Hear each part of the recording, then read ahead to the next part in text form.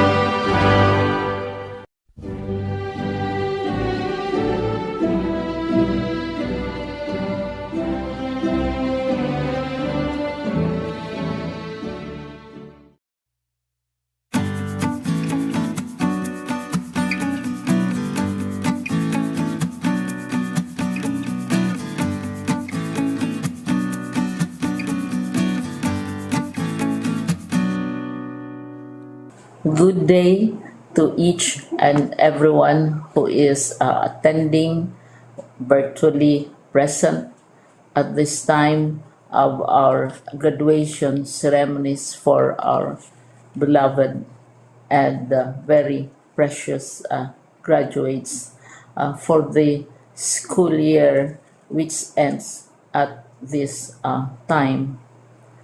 First of all, I'd like to greet the parents and family members without whose sacrifices, whose reminders, and whose participation in the learning process for our graduates have resulted in this culmination program.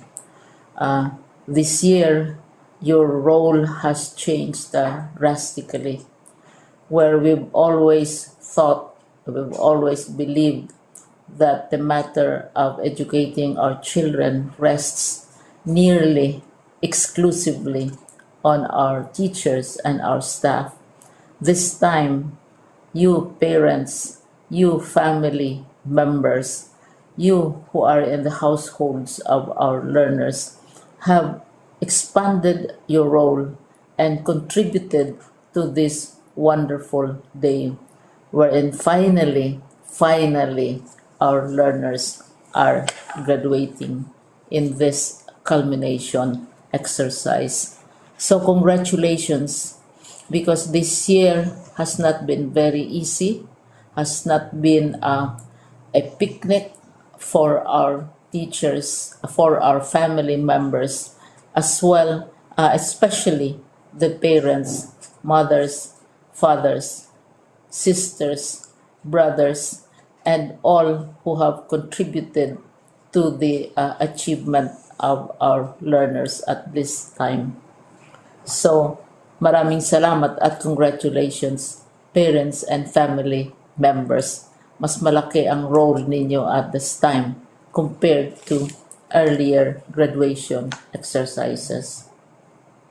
Secondly, I would also like to greet our teachers, without whose very careful review and careful supervision of the work of our pupils and our learners, this event would not be taking place at all.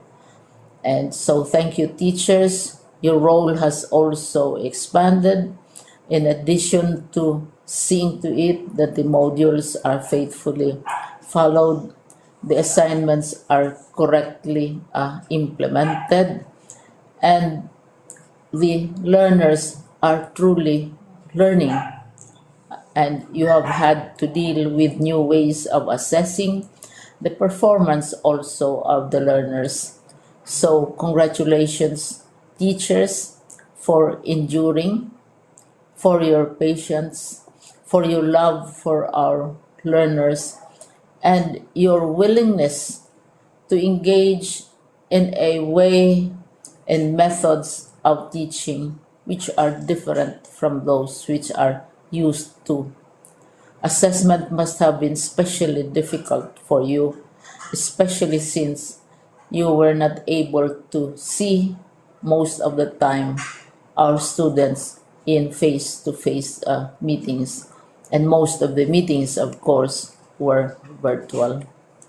We'd also like to thank the local government units for their interest, for their cooperation, and for their continuing contributions to the needs of education, even as our children do not go to school.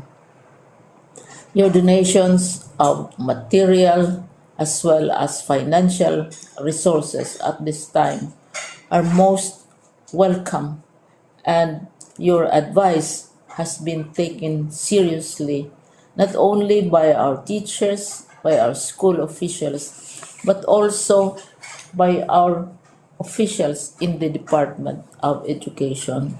We continually talk with local government units, especially in times of disaster, in times of great need for classrooms, for space, and for responses to unforeseen emergencies.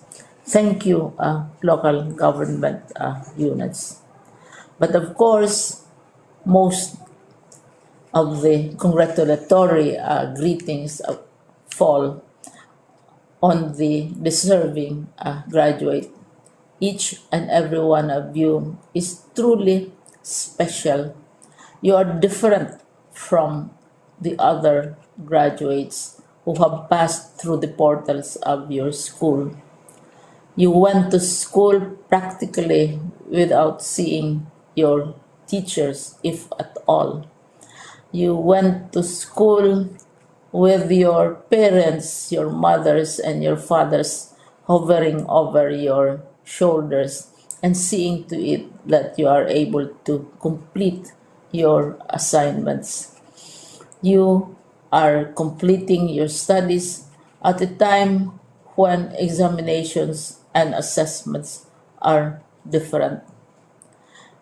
You are culminating these long months of hard work at this time, even as you have to do family chores, even as you are distracted, and even as your world has turned upside down, and it seems and it appears as if we don't know what the future holds and what will happen next. But you have persevered, and now you are ready to graduate.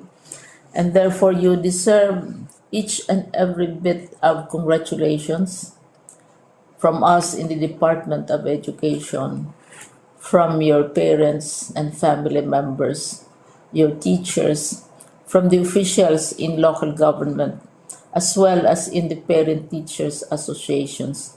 You deserve each and every single congratulatory pat on your back, each hug virtually, of course, and each greeting, which I am sure you are also receiving virtually.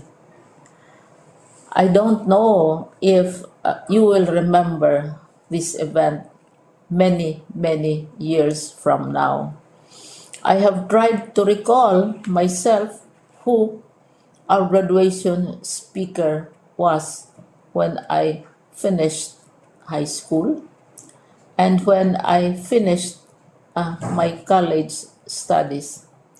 All I remember is that the graduation speaker was someone important, someone who was invited because that someone is supposed to give a message. What was more important to us graduates at that time was the excitement of the celebrations, the happiness and the joy of our parents, the sadness of parting from our classmates and from our teachers, and the enjoyment of all the graduation events that usually take place come commencement day. When I was a college student, we had a series of events which were designed to embed in our minds, which were designed to help us remember and not forget our days in college. We would spend one whole day going around the campus, visiting the classrooms, saying goodbye to our teachers, and sharing memories. We would have bonfires to say goodbye to each other. We had baccalaureate services where we committed ourselves to God and we prayed for guidance when we go out into the world. So many celebrations, and the speaker, of course, is the least important and easily forgotten component of the graduation exercise. Nonetheless, I will exert all efforts to share with you what I see are things or issues which a graduate should remember, and recall. I have said that you are very special. You are very different. You are pioneering. There has been no other class like your class. There has been no other graduate like you as a graduating student, because you are the very first graduate of the blended learning response to education in the Philippines. And so you ask yourself, what awaits you in the world outside?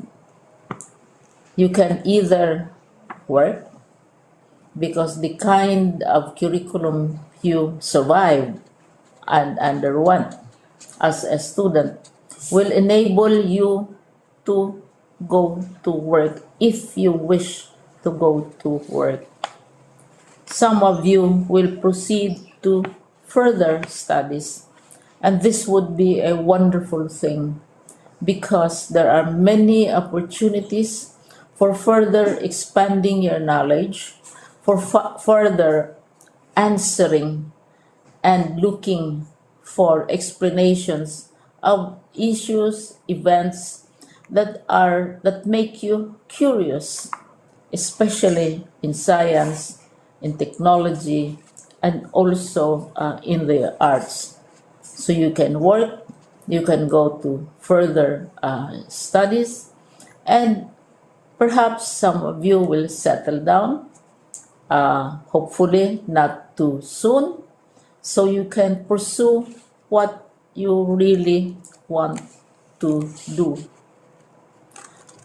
So today, this is why we call this exercise a commencement exercise. It's not the end of our studies. It's not the end of all our efforts with blended learning, with modules, with floods, with earthquakes, and of course with COVID. It's a commencement of doors opening to you. More doors will be opened because you are a graduate. You can work, you can proceed for further studies, you can help your parents, and you can perhaps look for opportunities to do what you have always wanted to do, whether at work, whether at advanced studies, whether at learning more in science and technology, in mathematics, and in the arts. All of these opportunities are available to you. More doors are being opened.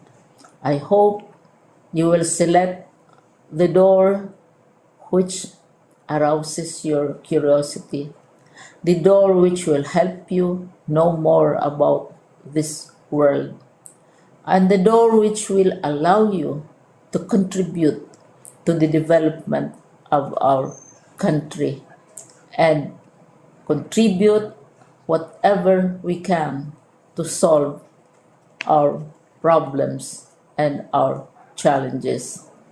Congratulations once more to each and every one of you. Congratulations to you, parents and family members. Congratulations to you, teachers.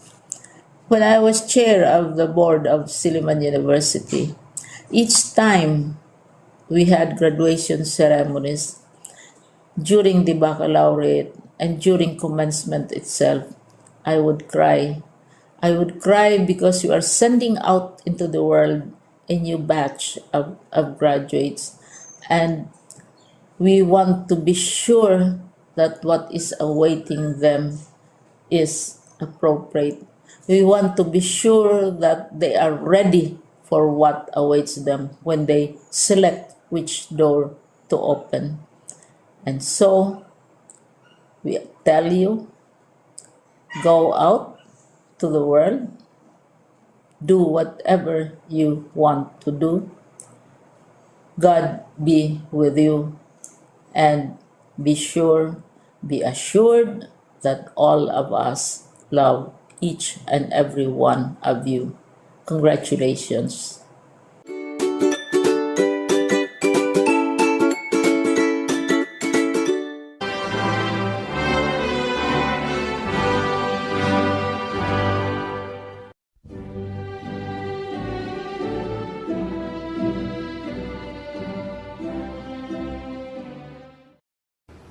By virtue of the authority vested in me as Schools Division Superintendent of DepEd Camarines Sur, and upon the certification of your school head that you have satisfactorily completed the requirements for a basic education of the Department of Education, I now confirm your completion this July 2021. Congratulations.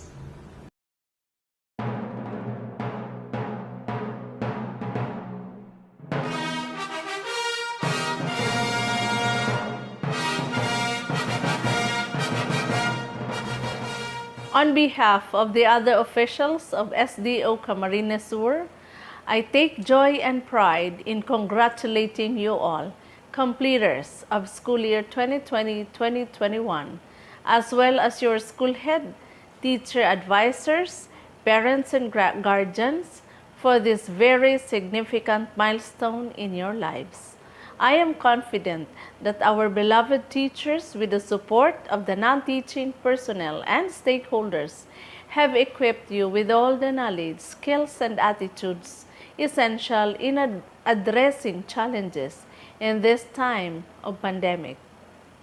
This year's theme, Kalidad ng Edukasyon Lalong Patatagin sa Gitna ng Pandemya, is strengthening the quality of education amid the COVID-19 pandemic, focuses on adapting different approaches and strategies for delivering quality education to all Filipino learners.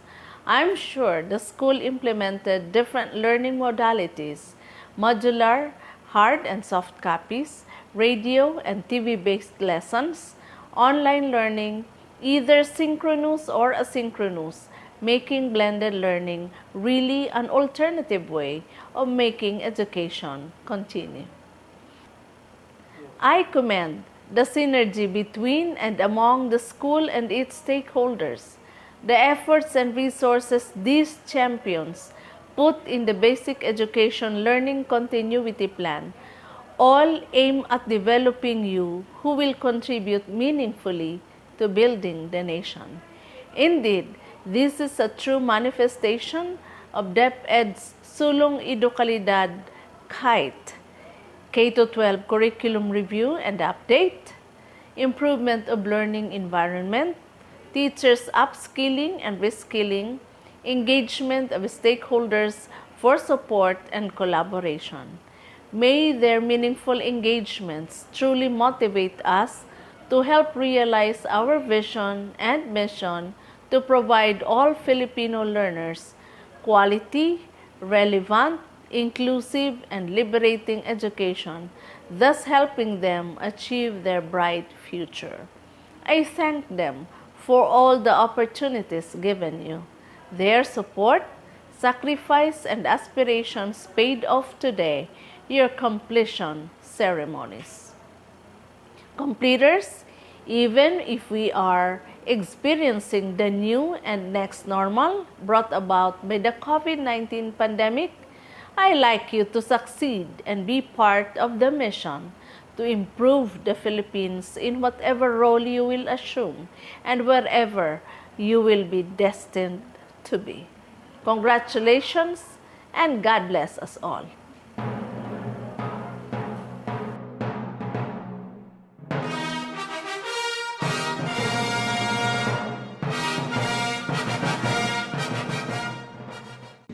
Best greetings to everyone. Congratulations to the completers and graduates of 2021. You are the first batch to complete the school year through modular learning approach. I know it was hard on your part to do all the tasks without facing your teachers, not to mention not being able to step on your supposed classroom where originally teaching learning process happened. However, I know that this approach taught you to be more responsible and diligent in your studies.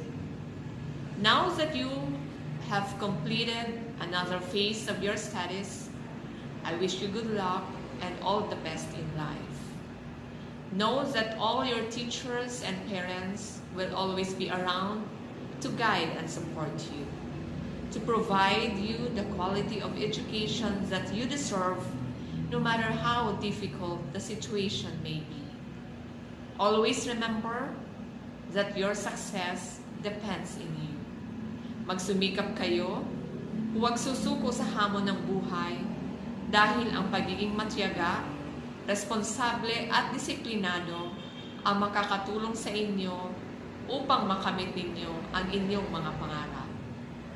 Walang sino man ang nagtagumpay na hindi dumaan sa mga pagsubok dahil ang mga hirap na ito ang dapat na mas magpatatag at magbigay sa inyo ng inspirasyon at motibasyon na patuloy na lumaban. Keep dreaming. Keep working to achieve all your dreams. Let me also extend my sincerest gratitude to all the parents who have been supportive to the teachers. Your cooperation in our quest to deliver continuous learning to your children amidst this pandemic proves that indeed you are the best partners for us to be able to attain the DepEd vision and mission. To our dearest teachers, my salute to all of you for your valiant attempts, actions, and decisions to combat the plethora of challenges that we faced this school year. You showed your passion and compassion as the frontliners of our department. With your commitment and dedication, we were able to successfully implement the modular distance learning approach. You proved that learning fears no one. Thank you, teachers, and again, congratulations to Batch 2020.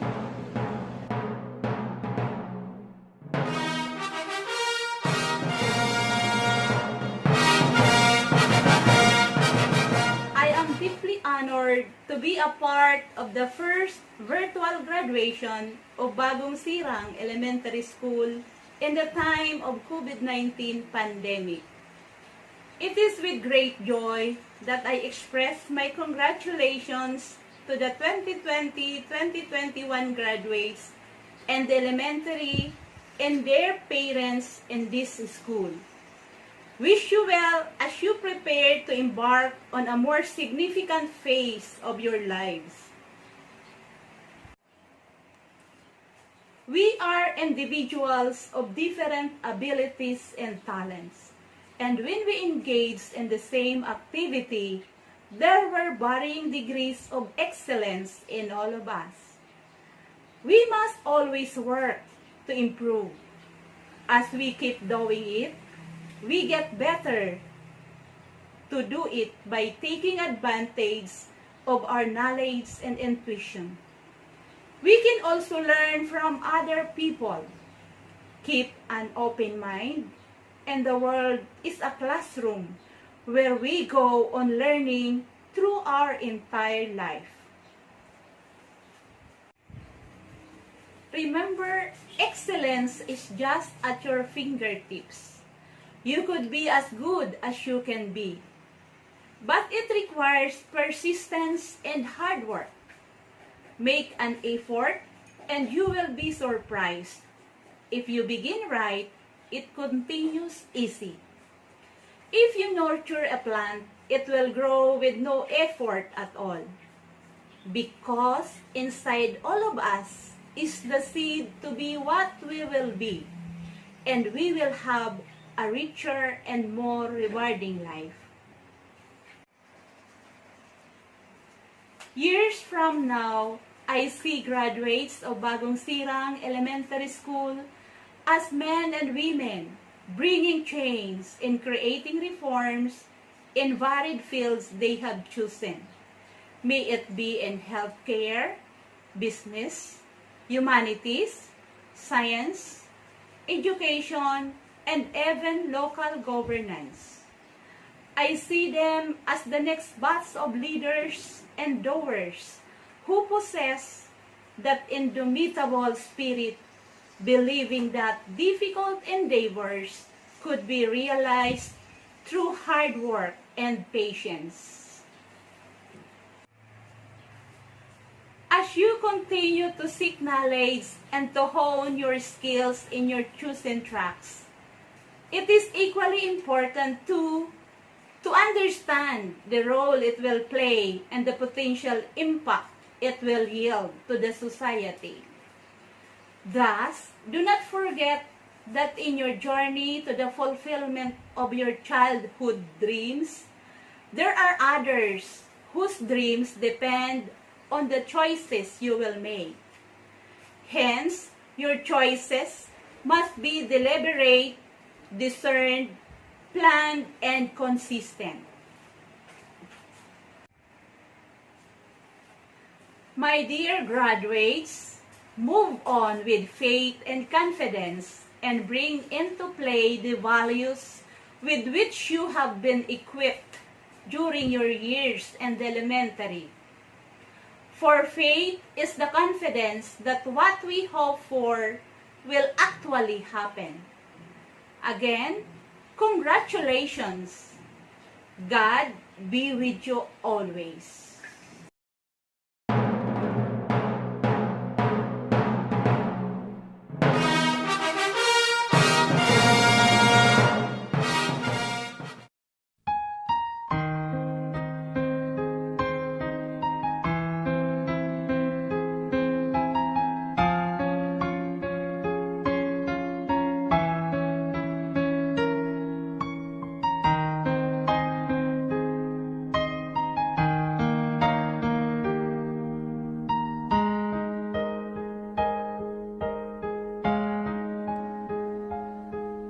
Nooy munting batang inaakay,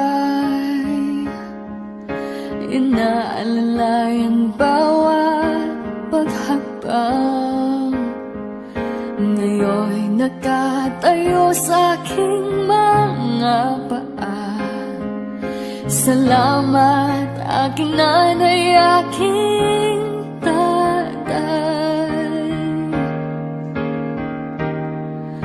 Wala akong sapat na salita, walang katumbas inyong pag-aruga. Ngayon kayo'y matanda na't nanghina, ako naman ngayon ang dapat mag-alaga.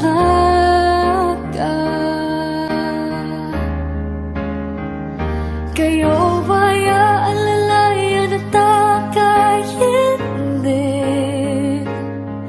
Pag lumuluha'y patatahanin, babantayan kung may sakit, dadapian ang nunang halik. At kapag gabi ay malamig, iyayakapin din ng mahigpit. Ipapanalangin at kukumutan ng pag-ibig.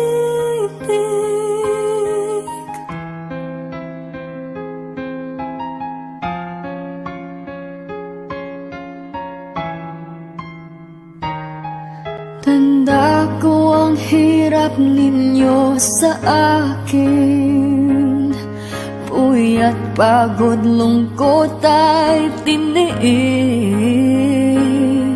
Hindi ko malilimutan, walang kapantay niyong pag-ibig.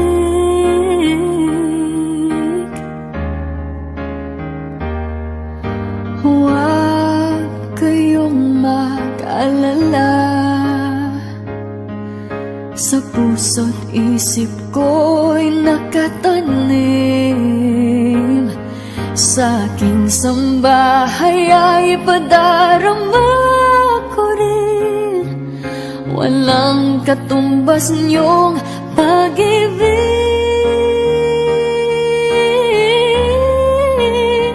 Aking mga anak ay akayin din.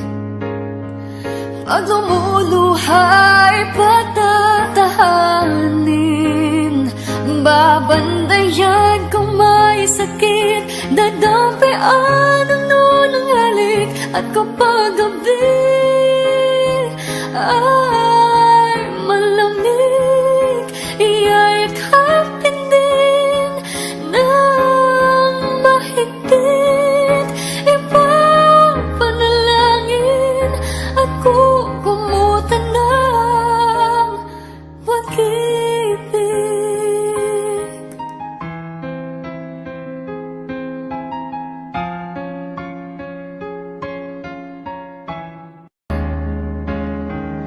Kayo ba'y aalalayan at takayin din? Pag lumuluhay, patatahanin. Babandayan kung may sakit, dadampian ang nunang halik. At kapag gabi ay malamig, iyayakapin din ng mahigpit. Ipapanalangin at kukumutan ng pag-ibig.